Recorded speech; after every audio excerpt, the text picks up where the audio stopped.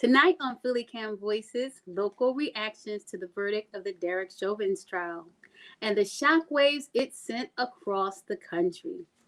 Pizza with a Purpose, a new pizza shop in Strawberry Mansion, is helping men and women just home from prison get back on their feet. Philadelphia's growing esports industry and how it's grown during the pandemic. Good evening, and thank you for tuning into PhillyCAM Voices. I'm your host, Amanda Johnson.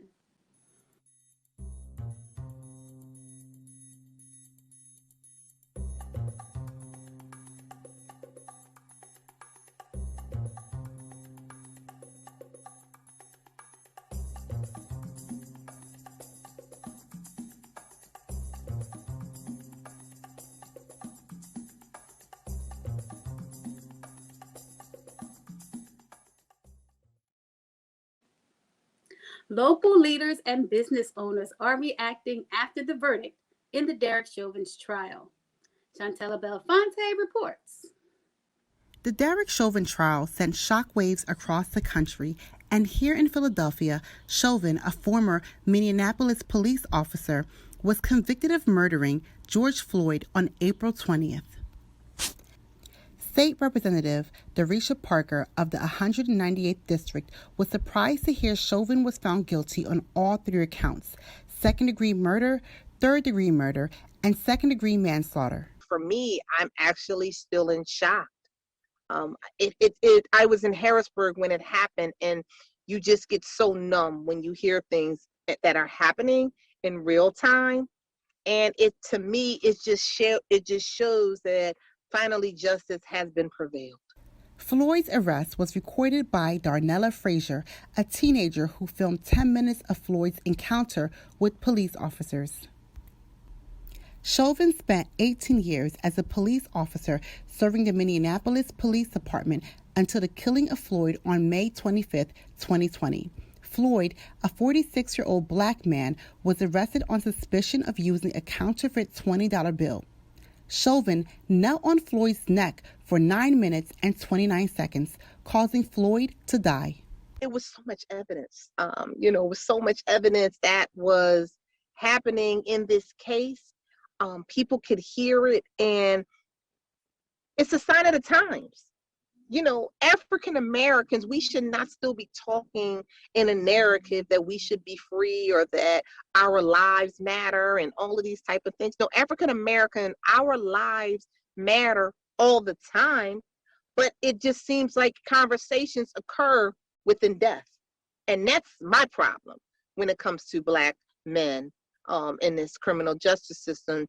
President Joe Biden held a press conference after the Chauvin verdict, calling it a step in the right direction, but recognizing that it's not enough to stop systemic racism.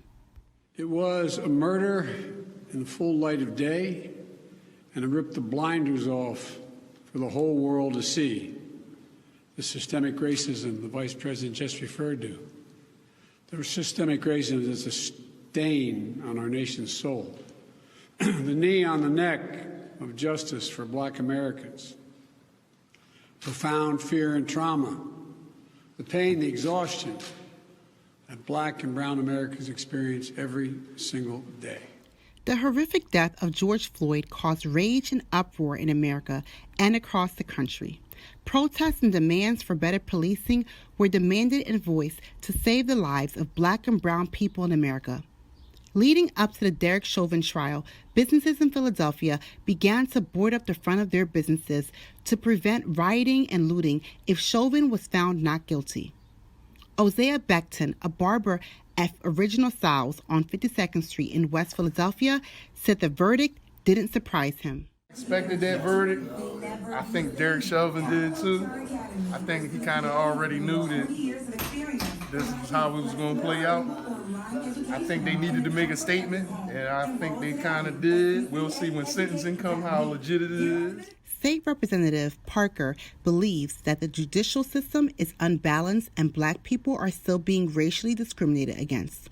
She says Chauvin's guilty verdict is a historic moment, but she isn't calling this a celebration. So I'm telling individuals not to celebrate, because when you celebrate, you're going to get lax on what you really have to do. There's always an important election every 6 months. And sometimes we get so caught up in that moment that we don't understand the movement. Police Department released a statement after the Derek Chauvin verdict. It stated in part, "Now is the time to use our humanity to lift each other up and not tear our city down. We have a commitment and an obligation to serve our community and keep our citizens safe. The officers of the Minneapolis Police Department will continue to do just that. Every day and every night, we will strive to do our very best to earn your trust." While serving as a Minneapolis police officer, Chauvin received 18 complaints, but only 2 were closed with discipline according to the Minneapolis Police Department public summary. None of the complaints were dated or detailed with information. Chauvin will be sentenced on June 25th. I'm Chantal Belafonte, reporting for PhillyCAM Voices. A new pizza shop in Strawberry Mansion is on a mission to help men and women return home from prison get a new start. Monica Robinson introduces us to Down North Pizza. The Sixers drill team helped kick off the grand opening of Down North Pizza on West Lehigh Avenue in Strawberry Mansion. The business serves more than delicious pies, it's pizza with a purpose. Our business model is we want to help reduce recidivism rate in Philadelphia, so we exclusively hire people that's been formerly incarcerated. The chefs and co-founders are Kurt Evans and Muhammad Abdul Hadi. We want to be a stepping stone for people coming home from the system. We want to be able to say, hey, come here, get love, get a hug, get some support. They have developed a program to help formerly incarcerated men and women rebuild their lives. We have different partnerships. One of our partnerships is Uplift Solutions.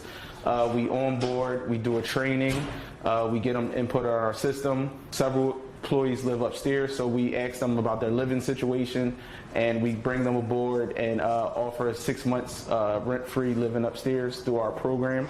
Trying to make a difference in the community, with the formerly incarcerated community, a bigger difference because of the rates of homelessness links to mass incarceration, the links of poverty links to mass incarceration. There's a lot of different factors that factor into that. So at Down North, we want to help combat those systemic issues.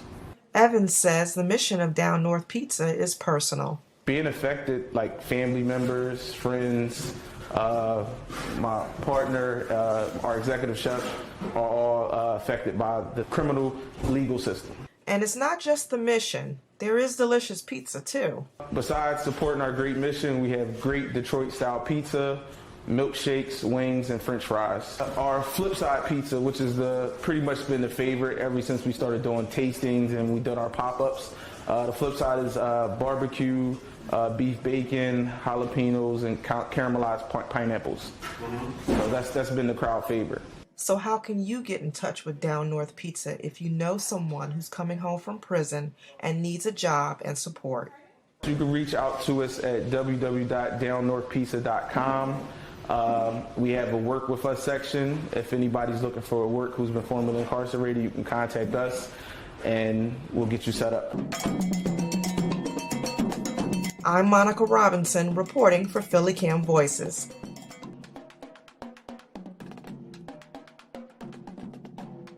Esports is a growing community in Philadelphia with many gamers looking to compete.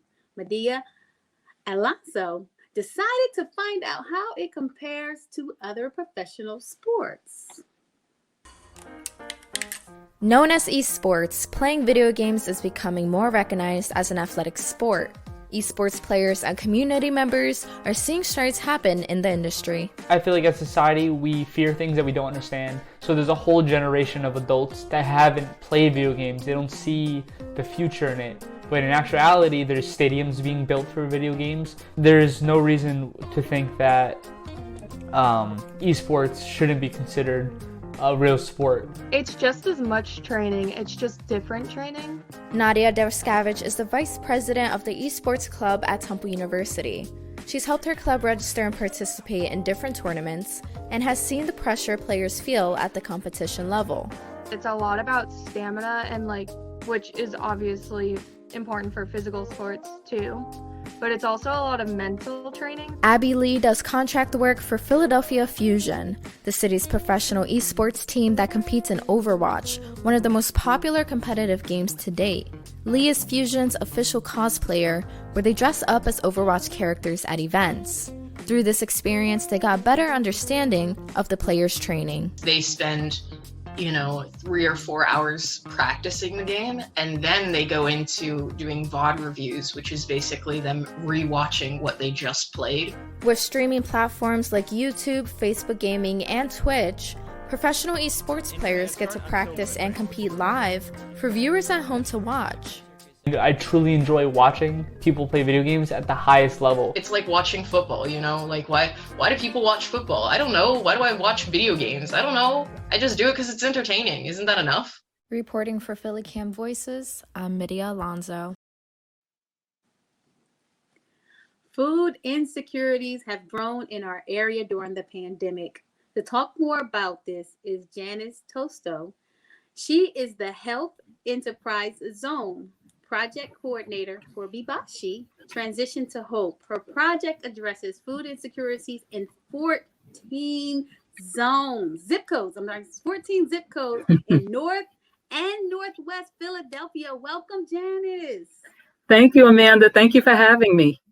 It is a pleasure. I'm looking forward to our audience hearing more about this.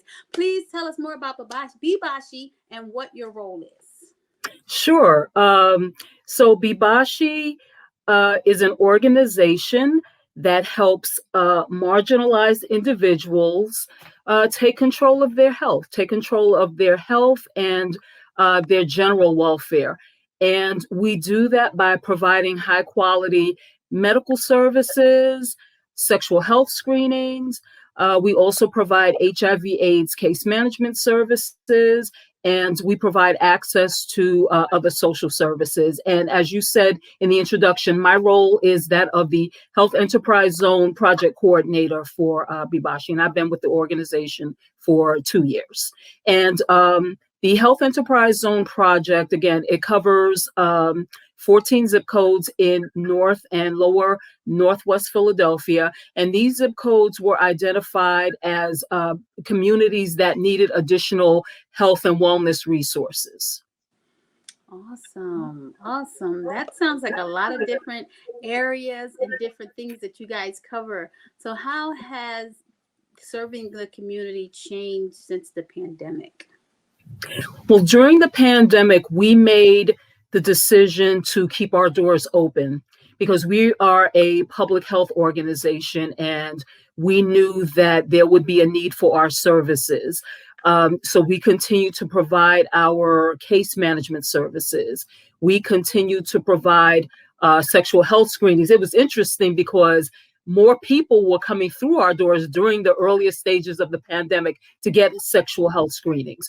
Our Food First Pantry, we expanded the hours. So whereas we would, before the pandemic, we were open a couple of hours a day, we expanded our pantry hours from 9 a.m. to 4 p.m. Monday through Friday. We also allowed folks to come to our pantry twice a month instead of once a month, and we waived the requirement for a referral, because we recognize that because a lot of Philadelphians had lost their jobs, that there would be a greater need for our food pantry services. And we were right. We served upwards, I want to say about 8,000 folks last year between March and April, and then into I would say like July later on in the year. But we served like double our numbers, actually double our annual numbers in a matter of months. So did you find that you guys were getting more resources pulled in due to all that you already did? Did you find that you were getting the additional resources? We did. Staff was able to work in the office. We had a different schedule, so folks were able to work at home some days, and then we were in the office. But yes, our food pantry, thank goodness we didn't run out of food. we were still able to provide our case management services. Those services moved from in-person to virtual. And then if clients really needed to come into the office, like we made appointments, so we didn't have a lot of people coming into the office because we were really trying to practice, the COVID protocols, the social distancing, the wearing of the mask. So things changed in that regard. But, again, our doors stayed open and we continue to serve folks. And you said, while we were talking earlier, you said something about you guys were one of the first to do outreach for HIV. I don't want to put words, but you said something about HIV being specifically one of the areas that you guys supported. Correct. Yes, we are one of the oldest Black-led HIV/AIDS services organizations, not just in Philly but in the country. And we've been around for 35, going on 36 years. And 67% of our clients identify as Black and or African American. But yeah, we've been around a while. That is awesome. So I know a lot of people that may not be familiar with the program, but you said 14 zip codes in North and Northwest Philadelphia you guys service. So someone said, well, I want to know more about Bebashi. What are the steps for them to get connected to you guys? Well, let me just clarify. So Bebashi serves residents throughout Philadelphia. My particular project, the Health Enterprise Zone project, our focus is on those 14 zip codes. So the services that we provide, for example, the Health Enterprise Zone project has three major components to it. So we do a lot of outreach in those 14 zip codes. So we go out and we talk to people about the services that Bebashi offers, specifically our food pantry services, because our project addresses food insecurity. So we do a lot of outreach, get out and talk to folks. We distribute food when we're doing outreach. Earlier this year in January, we published a resource guide. So there are resources for those 14 zip codes in that resource guide. So we have resources for we have resources for food. We have resources for healthcare, for government services. And then we also support or operate for school-based food programs. We used to call them school pantries, but my team and I decided that we would stop using the word pantry because for some children, there's a stigma attached to it. So we've decided to call our school food distribution program Bebashi Has Eats. So that way it's a cuter name and it takes away the stigma. So we have 4 schools. One school, we actually have a partnership with another organization. So we provide them with food for their school, for their school program, food program. And then we actually go to other schools and we bring food to the students and the parents who request the food bag from us. Awesome. So they can come to the location, or you just deliver them all to the different schools? No, we deliver the food to the schools where we have the school food programs. That's what we do. And how we arrived at the contents of the food bags is that in the beginning we met with the schools, we had conversations about what the parents and the students would like to see in the bags, because we didn't want to make any assumptions about what folks wanted to eat. We wanted to make sure that the food was nutritious but also culturally relevant. That was very important to us. So we ordered food that the students and the parents said they wanted to eat. So we ordered the food, we put the food in bags, and we transport the bags to the schools and we distribute them to the students and parents. And it's on an as-needed basis. The parents can sign up and they can take advantage anytime that they need the service. Wow, that is awesome. To be strategically, that means that you guys are talking to the people. You're communicating. Yes. You're not just saying, Correct. Hey, take this. You know what? No, let's see what you need. We are Correct. hands-on. So when you when they're parents, because I know this is a big thing, especially with kids not being able to get breakfast and at school or only time they're able to eat. So if someone do they have to be a part of the program already, or can they reach out to you to try to connect to get on this, the we don't want to say the lunch for the schools, because I understand, and plus your setting was so cute anyway. I like the way you said it, but to get on the lunch program, that specific program, I don't, again, the way you said it was much cuter. But how do they become a part of that? Because I know there'll be some parents like, I would love to get my child a part of that, but they may not have known about it. What would be the process to get connected with that? Well, unfortunately, we don't have projects in every school. Our proposal, we said that we'd reach out to 4 schools. So that's how we, that's how we decided upon the schools. We asked, some of our community partners. I'm sorry, my headphones are sort of jiggling here, but so we asked some of our community partners to make some recommendations on some schools that they felt would want our service. So that's how we arrived at the schools that we currently service. We would love to, be able to get enough funding to serve more schools. That would definitely be, a goal of ours, to have more funding to reach out to other schools. But parents can always, if they choose, they can always come to our Food First Pantry for nutrition assistance. Awesome. Now, you were recently able to connect with Dr. Randy Smith and bring her research on relationship between food insecurities and gun violence. How was learning about her research and meeting with her able to impact your organization? Meeting Dr. Smith was really a godsend for us.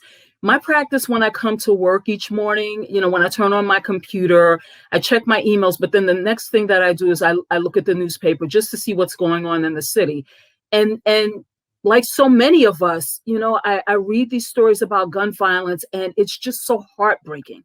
It is so heartbreaking. And one day I was sitting down in my office, after having read the paper, and one of my coworkers was in the office with me, and I was sitting there, and I just kept shaking my head and saying, we've got to come up with some solutions to this. I know that there are solutions.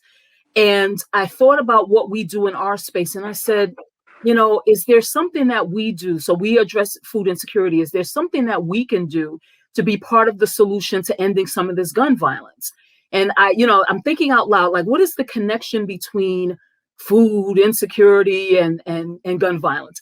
Now, my coworker, Liam, who is a college student, left my office, came back a little later with a research paper entitled "Food Insecurity Predicts Urban Gun Violence," Dr. Randy Smith. And I took one look and said, oh my goodness, I have got to read this. I read the research paper and I said, wow, I'd love if we could have a conversation with her. So I took a chance, sent her an email, because sometimes, people are really busy and you send them emails and they never respond. She responded immediately and she said, thank you so much for your email. Yes, I would love to have a conversation with you about my research. So my team and I had an almost 1 hour long conversation with her about her research. So basically, what she did with her research, Dr. Smith is a trauma surgeon. She's a trauma surgeon at Grady Memorial Hospital in Atlanta, Georgia. She's also a researcher, and she's very passionate about public health. She also teaches public health at Emory. So what she did was she does a lot of research on the social determinants of health. So she looks at factors that can either prevent injury or cause or lead to injury. So one of those social determinants of health is food insecurity. So what she decided to do was to see if there was a relationship. So how she did that was she looked at census data. She looked at other types of government data around food access, communities and food access. When she looked at the maps, those maps, and then she looked at the addresses of where survivors of gunshot injuries lived, she found that where there was insufficient food access, there was also gun violence. So she was able to make that connection. We were so grateful to have met her because she connected the dots for us. Because we do our work and we're very proud of the work we do. But sometimes you're thinking, oh, this is great. We're going to feed families. But she helped us see that there was a bigger picture to all of this. That because we're trying to feed families, perhaps we're putting ourselves in a situation where we're helping someone to not have to pick up a gun and to go rob a store because they need money to buy food. So that was really profound for us. I mean, we had a wonderful discussion. There were a lot of takeaways. And we talked about the importance of the community in helping gunshot injury survivors heal. We talked about the importance of good food access, because she said, and she's absolutely right, when you ask folks if they have access to food, they'll say, oh yeah, so of course I do. And it's, sometimes it's fast food. It's not necessarily nutritious food. So what she also got to in her research paper was showing that even if folks had transportation to a supermarket, in many cases, they couldn't afford to buy the food that they needed.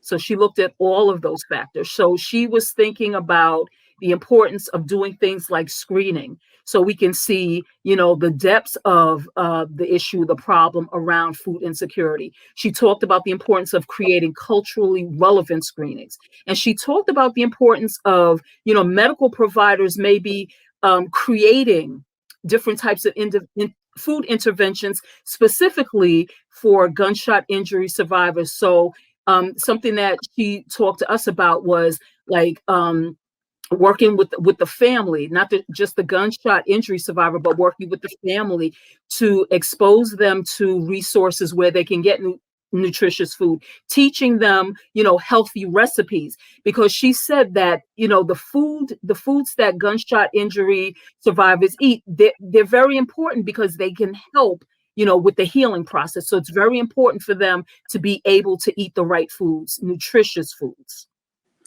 That is so important. And the other view that the Dr. Randy had put out there is so important. You could put a market in the middle of the city, but if they can't afford it, they still will be malnourished. How can people get in contact with you or your project? Sure. So people can go to our website, Bebashi. It's www.bebashi. That's BEBASHI.org. So we're bebashi.org. And again, I'm Janice Tosto, and I am the HES project coordinator. So you can reach me. Our phone number, if you'd like to call, our phone number is 212-769-3561. My extension is 142. And again, you can give us a call if you're interested in our services. Ms. Janice, thank you so much for your time and your information. Thank you so much. I apologize for the malfunction, the headphone malfunctions here. It's fine. As long as we can hear you. We appreciate all that you're doing in the community, and thank you so much again. Thank you so much, Amanda. Have a good evening. Thank you for tuning into this episode of PhillyCAM Voices. You can watch us on YouTube and on Roku, and follow us on Facebook and Instagram. That is it for tonight's show. That was good information, some good stories, and we will see you next time.